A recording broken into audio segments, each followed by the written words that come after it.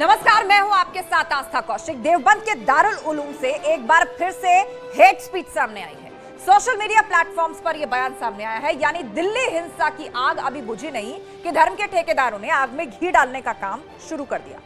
दारुल उलूम के चांसलर कासिम नोमानी ने एक ऐसा भड़काऊ बयान दिया है जिससे हिंसा फिर से भड़क सकती है। वीडियो में मौलाना ने मुस्लिमों को पूरी ताकत के साथ मुकाबला करने की नसीहत दी है। इसे लेकर बीजेपी का कहना है कि ऐसे लोगों के खिलाफ कानून के मुताबिक कड़ी कार्रवाई की जाएगी। क्या है ये पूरा मामला और कैसे हो रही है अब इस पर सियासत, इसी पर हम चर्चा करेंगे, लेकिन उससे पहले आप ये रिपोर्ट देखिए।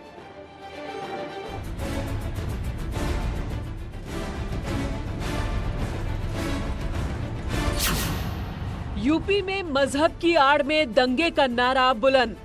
आबरू के ऊपर कोई हमला आवर होता है तो सिर्फ नारे तकबीर न लगाए छत के ऊपर चढ़कर, बल्कि अल्लाह ने जितनी ताकत दी है, हिम्मत दी है, जितनी इस्तिताअत है, जो असबाब फराहम हो उनके जरिए अपना दिफा करने की कोशिश करनी चाहिए। यूपी में मजहब का नाम दंगा भड़काना काम। जो भड़काऊ बयानबाजी करेंगे कानून के उनके खिलाफ जो आवश्यक कार्रवाई करेगा। सेल्फ डिफेंस के नाम पर डायरेक्ट अटैक का प्लान।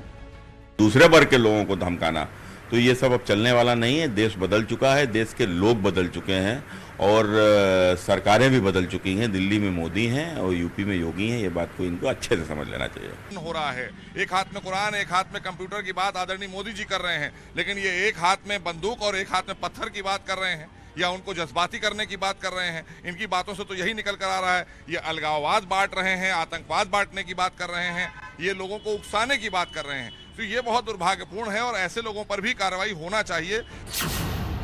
दिल्ली हिंसा संयोग थी या प्रयोग?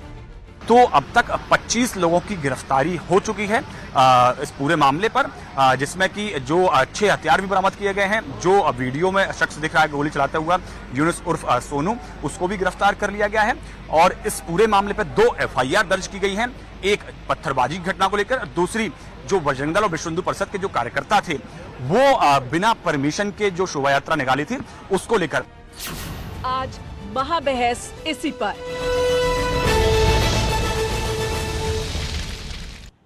तो आज की महाबहस शुरू करने से पहले ग्राफिक्स की मदद से आपको बता देते हैं अबुल कासिम नोमानी ने आखिर क्या कहा है अपने इस भड़काऊ बयान में।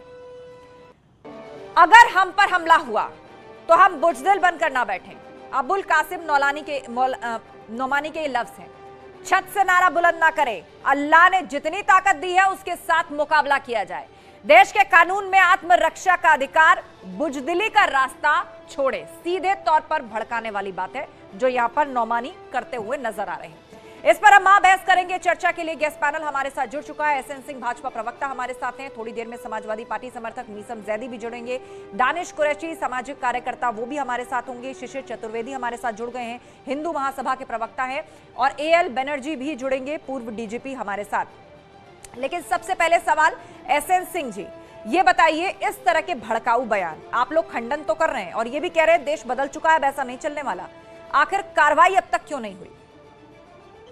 देखिए, तालिबानी मानसिकता का घोतक जिस तरह से बयान ये दिए हैं, निश्चित तौर पे कार्रवाई तो इनके खिलाफ होगी ही, लेकिन ये बयान आज से नहीं दिया जा रहा है।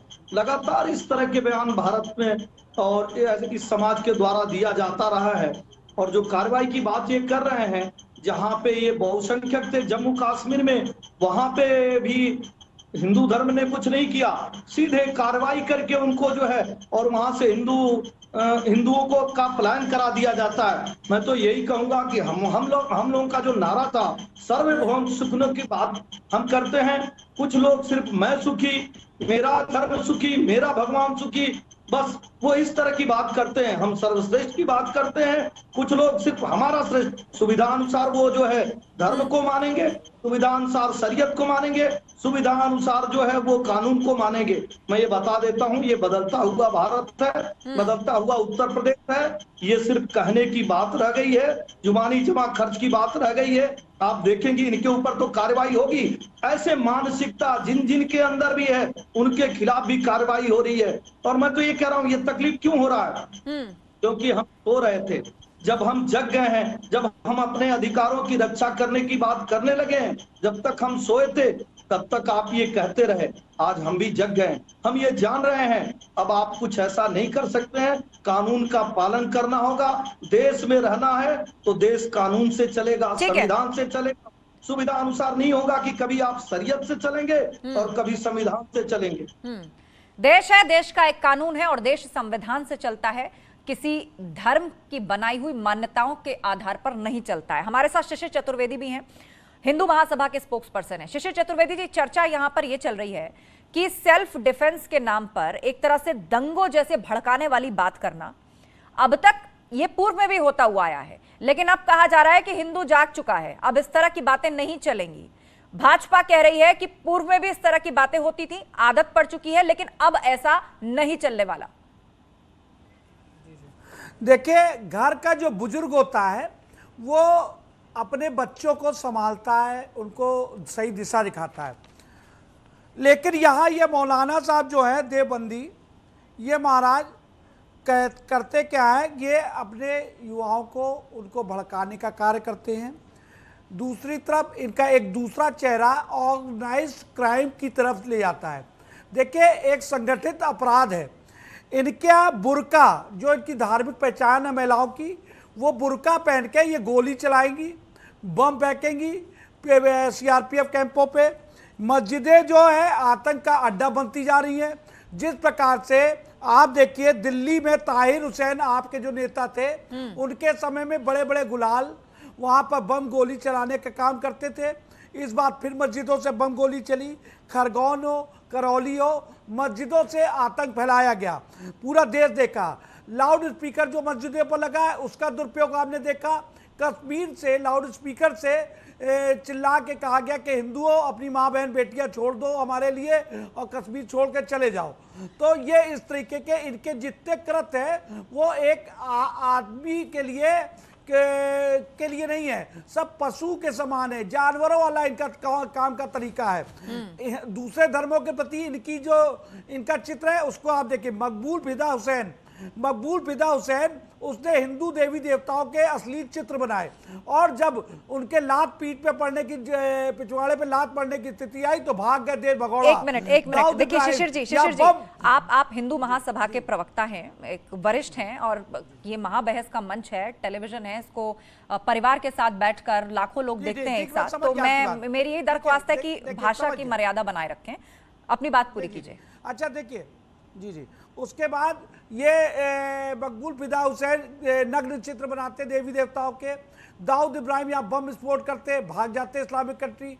अबू सलेम हो, ये वहाँ से भाग जाते बम विस्फोट करके। टाइगर मेमन हो, एक लंबा इतिहास है। यहाँ मुनव्वर राणा जैसे शायर, वो भी धर्म के प्रति कहाँ चले आते हैं, कहते हैं उत्तर प्रदेश छोड़ के चले जाएंगे, योगी सरकार आएगी।